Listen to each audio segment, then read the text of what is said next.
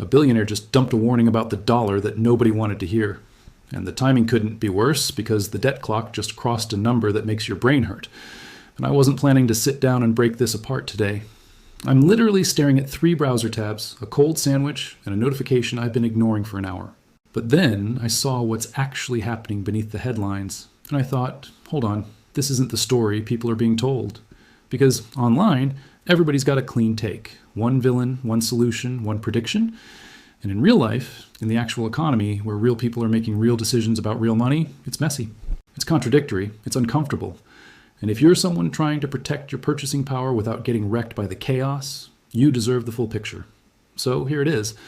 It's the middle of the week in a world that feels like it's spinning faster than the news can keep up with. Comment what day and date you're watching from because I want to see how far this reaches. And quick thing, yes, this is Prime Currency and we're building something different here. If you value breakdowns that go deeper than the surface level panic, subscribe, drop a comment so I can see who's actually paying attention. Now I'm going to unpack 3 things, and I'm going to keep it moving because this topic can spiral into chaos fast. First, what's actually happening with the dollar right now and why the signals are stranger than usual. Second, why the debt situation matters more than most people realize, and what smart money is doing quietly while everyone else argues online. And third, what all of this means for your wallet, your savings, and your strategy going forward. Because here's what everyone keeps missing. We're not just talking about numbers on a screen. We're talking about confidence. We're talking about trust. We're talking about the invisible agreement that makes money work in the first place. And when that agreement starts to wobble, everything downstream gets weird. So picture the scene. You're sitting at your kitchen table. Maybe it's morning. Maybe it's late at night when the house is quiet. You've got your phone in one hand, maybe a coffee in the other, and you're scrolling through headlines that all seem to contradict each other. One says the economy is strong. Another says recession is coming. One says inflation is cooling. Another says prices are still brutal. And you're sitting there thinking, what is actually happening? Because you can feel it. Something's off. The grocery bill doesn't lie. The rent check doesn't lie. The way your paycheck seems to evaporate faster than it used to, that doesn't lie. But the headlines keep telling you everything's fine.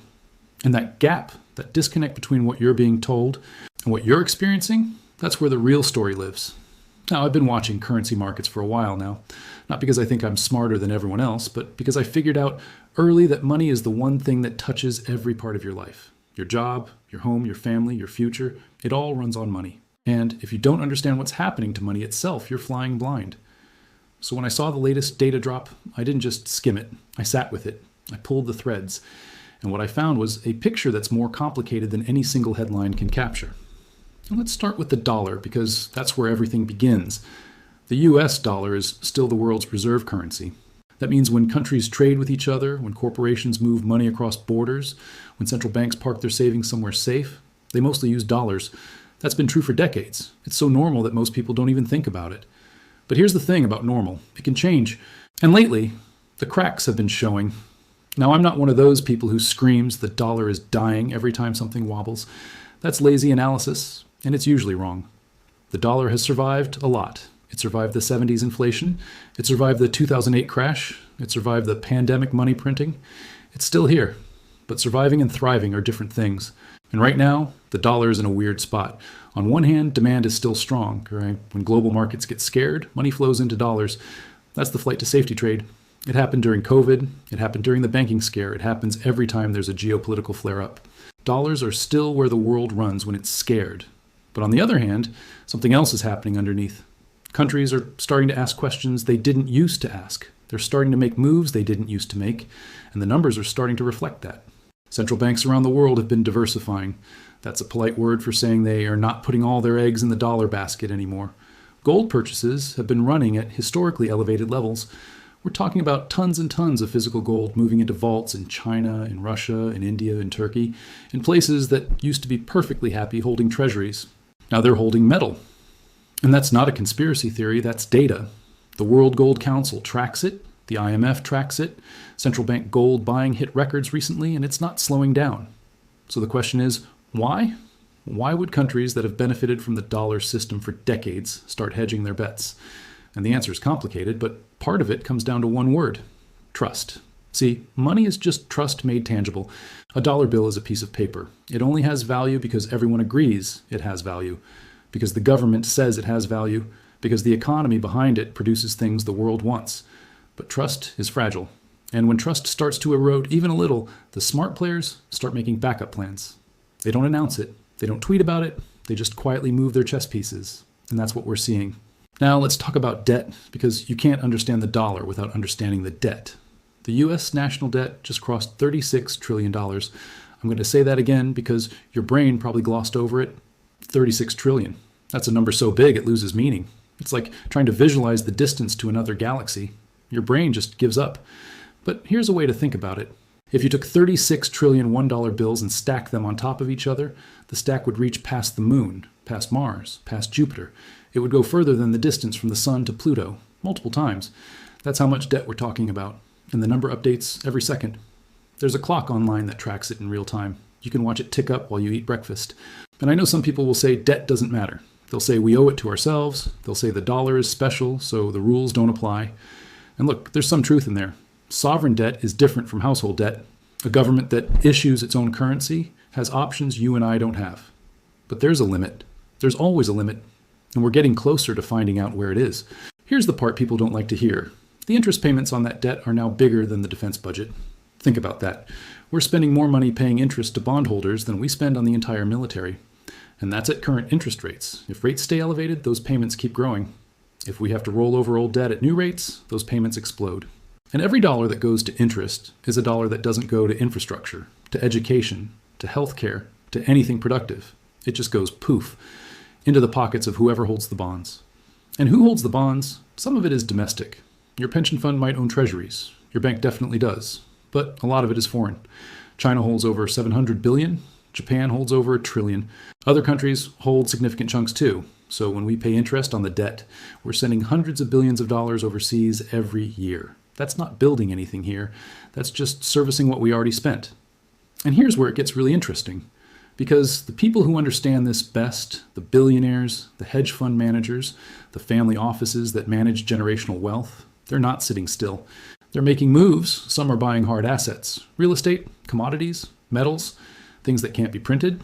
Some are moving money offshore, not illegally, just diversifying across jurisdictions. Some are betting against treasuries, which is a fancy way of saying they think bond prices will fall and yields will rise. And some are just holding cash, waiting for opportunities, waiting for the chaos to create bargains. The point is, they're not passive. They see the same numbers you're seeing. They just have more resources to act on it. And their actions tell you something about what they expect is coming. Not because they have a crystal ball, but because their behavior reveals their beliefs. And right now, their behavior says they're hedging, they're protecting, they're preparing for a world where the assumptions we've lived with for decades might not hold. Now I want to talk about what this means for regular people. Because it's easy to get lost in the macro and forget that this stuff lands in your life eventually. It lands in the price of eggs. It lands in your mortgage rate. It lands in whether your company gives raises or does layoffs. It lands in whether your savings will still buy the same stuff 10 years from now. And I'm not here to scare you. I'm here to give you information so you can think clearly. Because here's the truth. Most people are not prepared for currency instability. They've never had to think about it. They grew up in a world where the dollar was the dollar, end of story. But that world is changing, not overnight, not catastrophically, but gradually, and then suddenly, as the saying goes. The question is whether you'll be ahead of the curve or behind it. So what do you actually do? That's the part everyone wants to know. And I'm going to give you my framework, but first, I need to say something important. I'm not a financial advisor. I'm not telling you what to buy or sell. I'm just a person who studies this stuff obsessively and shares what I find. Your situation is your situation. Your risk tolerance is your risk tolerance. What makes sense for a 25-year-old with no debt is different from what makes sense for a 60-year-old with a pension. So take what's useful and leave the rest. But here's how I think about it. First, understand what money actually is. Most people never think about this. They think money is just the thing you earn and spend. But money is a technology. It's a tool for storing value across time and space. And like any technology, it can become obsolete. It can be upgraded. It can fail. The dollar in your pocket is version whatever of a long line of currencies, some of which worked great and some of which collapsed completely. Knowing this history doesn't mean you panic. It means you respect the possibility of change. You hold money with open hands, not a death grip. Second, diversify across asset classes. This is basic, but most people don't actually do it. They have their paycheck in the bank, maybe some stocks in a retirement account, maybe some equity in a house. That's it. And that's fine during normal times. But during weird times, concentration kills. If all your wealth is denominated in one currency, stored in one country, held in one asset class, you're exposed. You don't need to go crazy. You don't need to bury gold in your backyard. But having some exposure to things that move differently than dollars can smooth out the ride. Real assets, foreign currencies, commodities, even just understanding your options gives you flexibility. Third, reduce unnecessary debt. I know this sounds boring, but hear me out. Debt is a bet that your future income will be worth more than your current obligations. If inflation runs hot and your income rises with it, debt can actually work in your favor. Your mortgage gets cheaper in real terms. But if your income doesn't keep up, or if rates spike and you have variable debt, you get crushed. The safest play is to carry as little debt as you can while still investing in your future. Pay off the high interest stuff. Be strategic about the low interest stuff. Don't let debt be the thing that forces bad decisions during volatile times. Fourth, build skills and income streams. This is the one people overlook. Your biggest asset isn't your house or your portfolio. It's your ability to earn. If everything else went to zero, could you rebuild? Could you create value that people would pay for? In a world where currencies wobble and economies shift, the people who thrive are the ones who can adapt, learn things that stay valuable across contexts, build relationships that open doors, create income that doesn't depend on a single employer or a single market. That's real security. Not a number in an account, but the confidence that you can generate that number again if you had to.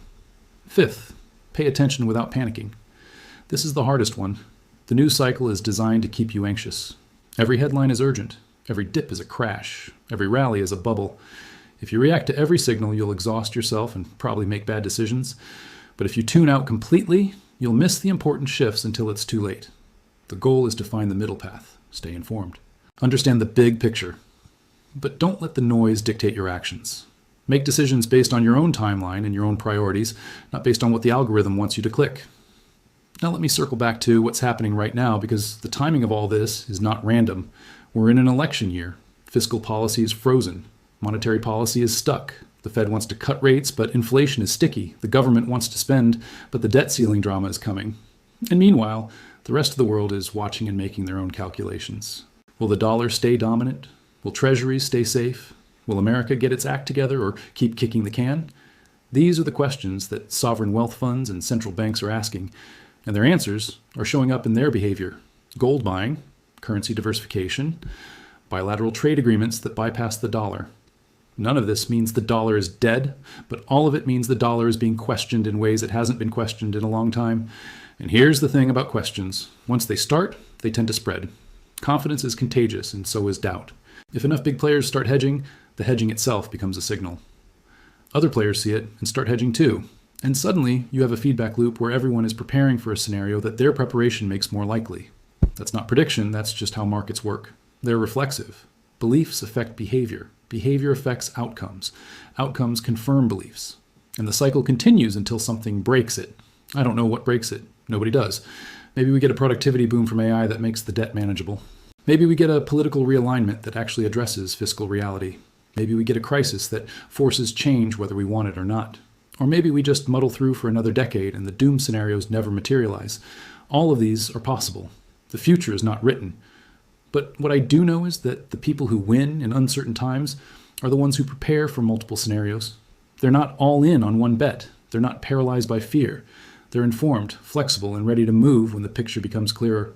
So where does that leave you? Sitting at your kitchen table, coffee in hand, phone glowing in the dark? You've got the same information the billionaires have?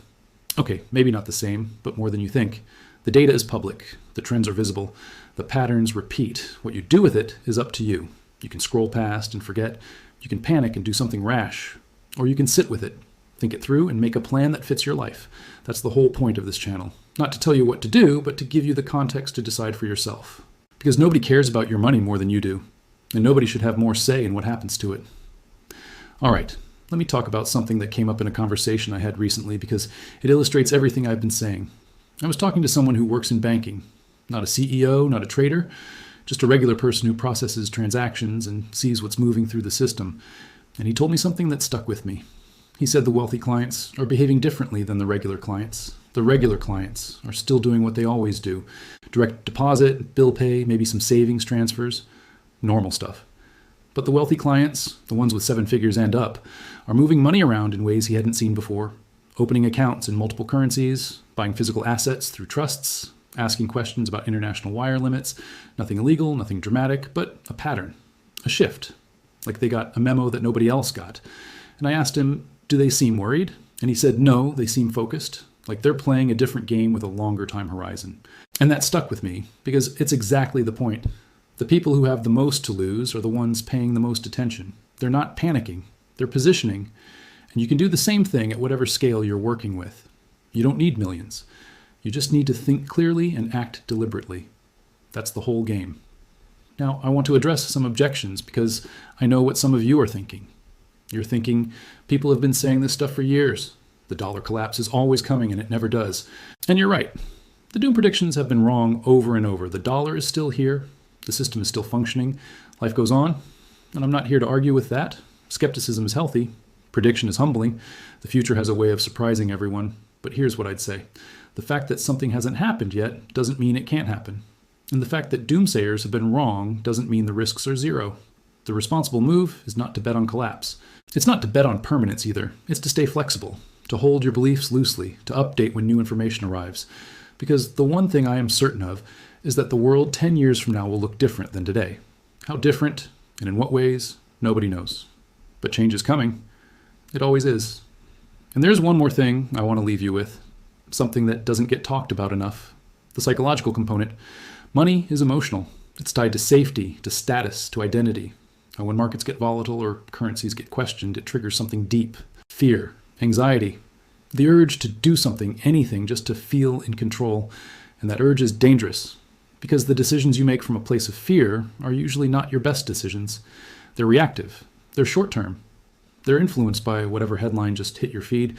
The best investors, the ones who build wealth across decades, are the ones who can manage that emotional response, who can feel the fear and not let it drive, who can stay calm while everyone else is panicking. That's not about being cold or detached. It's about having a framework that guides you when your emotions are screaming. So build the framework. Decide what you believe and why. Decide what you'll do in different scenarios. Write it down if you have to. So when the moment comes, when the market is crashing or the currency is wobbling or the headlines are apocalyptic, you don't have to figure it out on the fly. You already know your move. That's the difference between amateurs and professionals. Not prediction, preparation, not certainty process. And you can have that. You can build that starting today. All right, let me land this thing. The dollar is still the world's reserve currency, but the questions are getting louder. The debt is now so large that interest payments are crowding out everything else. Smart money is hedging in ways that tell you they're not complacent. And you, sitting at your kitchen table, have more power than you think, not to control the macro, but to control your response to it, to learn, to prepare, to stay flexible, and to make decisions that fit your life rather than chasing whatever the internet is screaming about today. If you want more breakdowns like this, the kind that go deeper than the surface, hit subscribe. It takes 1 second, and it tells me you want this kind of content to keep coming. And drop a comment with your thoughts. What are you seeing in your own life? What questions do you have? What would you like me to cover next? Because this channel is a conversation, not a lecture. I'm learning from you as much as you're learning from me. And look, I'm not going to sit here and tell you I have all the answers. I don't. Nobody does. The future is uncertain by definition. But I can promise you this. I'll keep digging. I'll keep questioning. I'll keep sharing what I find without the hype, without the fear-mongering, without the clean narratives that collapse the first time reality gets complicated. That's the prime currency approach. Real information for real people making real decisions. This is for educational purposes only, just observations and context, not personal financial advice, not a recommendation, and not a promise of any outcome. Make your own choices, do your own research, talk to qualified professionals if you need specific guidance, but above all, stay curious and stay prepared. The world is changing. The question is whether you'll change with it.